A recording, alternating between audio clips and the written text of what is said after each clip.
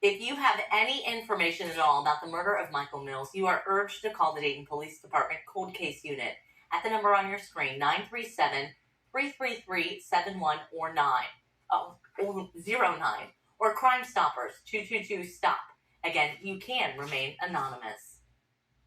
Adult changing tables are now inside some restrooms right here in the Miami Valley. The tables help those who need assistance while using the restroom. Now, we met up with the Montgomery County Board of Developmental Disability Service at the library in Huber Heights, where the first table was installed. The program consultant told us her 22-year-old son is completely dependent on others, and one of the biggest challenges of being his caretaker has to do with restrooms. It's horrifying. It was probably 10 degrees outside, and I needed to change him in the van. She says with federal funds, more changing tables are coming to the Miami Valley, including at the airport. And now, your Storm Center 7 forecast with meteorologist Robert Gauthreaux III. We were just talking a little bit about the smoke the last couple of days, and you had said that if we got that rain, it might be better.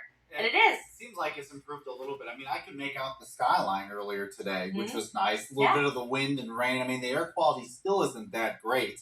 I actually forgot to show these pictures last night. This is my buddy Bill, retired Piqua Fire Department. He likes to fly. I actually forgot the exact term. Some of y'all probably know what it is, but it's not hang gliding, but he gets to, go up there in the parachute. In fact, there's his buddy right there. And you can see the sun, how it's just behind this little bar. It was that really just pretty color, and it really made for a pretty sunset, and I'm sure sunrise too, if you're up that early in the morning. But we are still a little bit hazy across the region now, but hopefully, yes, we're seeing a little bit of relief with the rain that moved through and the rain as well. Now, it was a little bit active earlier today. In fact, there are some power outages in our southern counties still, as we watched a very strong line of storms move in from Illinois and across Indiana, but thankfully they really fell apart once they got close to the Ohio state line.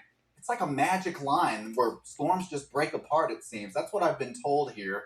I don't know the meteorological foundations for that, but it is what it is. Now, you can see the cloud cover is still pretty expansive across the state, but we are seeing a little bit of clearing in some spots, especially off to the west. So it's possible you might see some partly cloudy skies a little bit later tonight.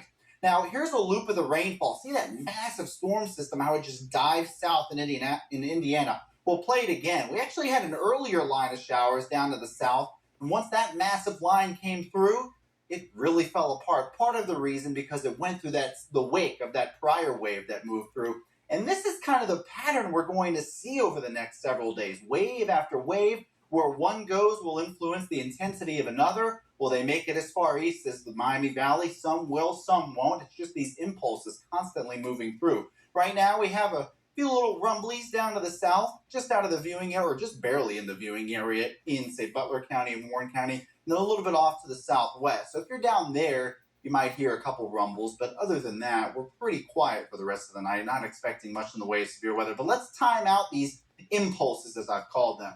Here's a look at Friday in the afternoon. You see another one moving through southern Illinois, and the Futurecast takes this one back down to the south in southern Indiana.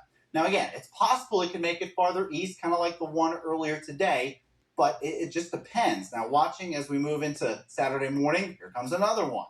And then you move into Saturday evening, here comes another one. So we are looking across the Midwest at rounds of storms coming through. And with the potential there, with the heat and humidity, yeah, a strong storm is certainly possible with some of these if they make it this far. So that's something we'll have to watch into the weekend as we continue this active pattern. It does look like we tend to dry off toward Independence Day, which is Tuesday. Highs in the upper 80s. That's warm. That's pretty seasonable.